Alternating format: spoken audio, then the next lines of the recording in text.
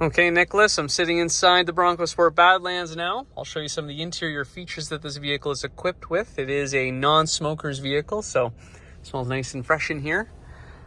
To start, actually, we'll start on the left-hand side. You do have memory settings here on the driver's seat, so settings 1, 2, and 3, when you find that comfortable seating position, you can save your settings in there.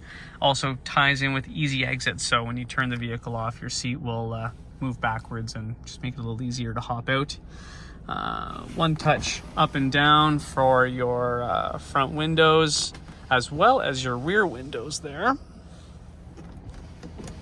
At the very bottom here, there's no latch to worry about when I'm popping that hood. I can give that guy one pull, give it a second pull, and I can actually hop on out and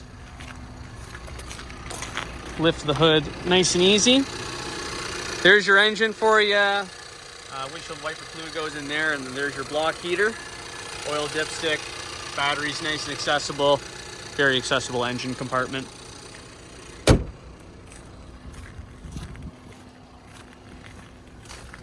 Quick look at that 10-way power driver's seat. That's front, back, up, down, recline, as well as power lumbar down here at the bottom. Hopping back in, I've got my light controls here. Automatic high beams on the vehicle, of course. Bang & Olufsen sound system with additional features, or additional speakers, throughout. Over here, automatically dimming rear view mirror there as well. And then let's get into the driver safety features. So, lane departure system lives right here.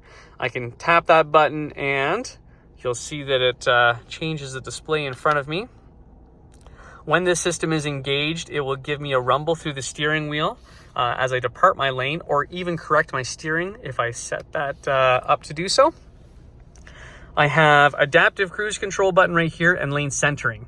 Now, lane centering is a little different from lane departure. Lane centering will actually stiffen up the steering column and keep you in the center of your lane. Adaptive cruise control right there. Both of these features are only working when I turn my cruise control on. So when I do so, you'll see that screen changes.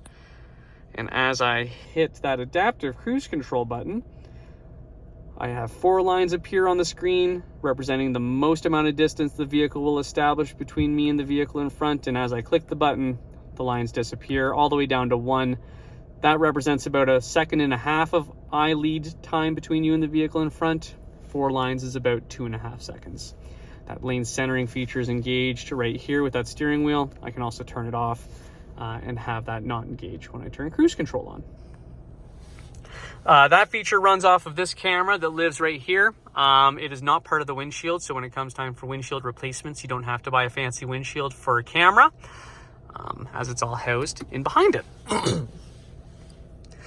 Moving to the center portion, it is Sync 3 technology, which means plugged-in Apple CarPlay and Android Auto.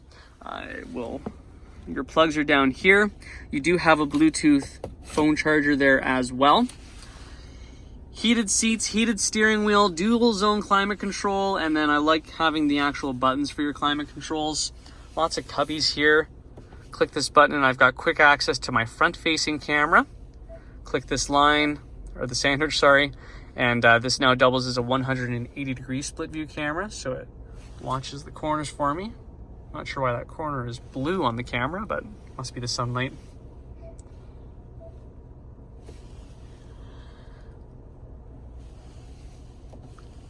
That camera also engages when I shift the vehicle into reverse. My backup camera pops up, and should anybody be towing with this vehicle, you do have a dynamic hitch camera as well that bends as I articulate the steering wheel. The vehicle is also equipped with auto hold. So what that means is that with this feature engaged, I can shift the vehicle into drive, take my foot off the brake, and it will not move forward until I tap the accelerator. I can come to another complete stop, take my foot off the brake, and it will remain in place until I tap that accelerator again. Additionally, you have trail control, so you can set the speed of the vehicle all the way down to 2 kilometers an hour if you're doing any kind of trail driving. 4-wheel locker and a rear locker, as the vehicle is a little bit more off-road capable to its other Bronco Sport counterparts. Traction control right there. And my GOAT mode stands for goes over any type of terrain. It's a bit of a silly name for it personally, if you're asking my opinion. But with that, I have Eco mode, Sport mode, Slippery mode, Mud and Ruts, Sand, and Rock Crawl. To explain those features really quickly, Eco mode deposits less fuel in the cylinders. Sport mode will deposit more fuel in the cylinders, give you a bit more get up and go, and keep the vehicle in first, second, and third gear for a bit longer. Vehicle's equipped with a 8-speed automatic transmission, 2-liter EcoBoost. Slippery mode will work with the advanced all-wheel drive. If it detects wheel slippage on one of the wheels, it'll start sending power to the wheels with more traction, keeping you in the center of your lane.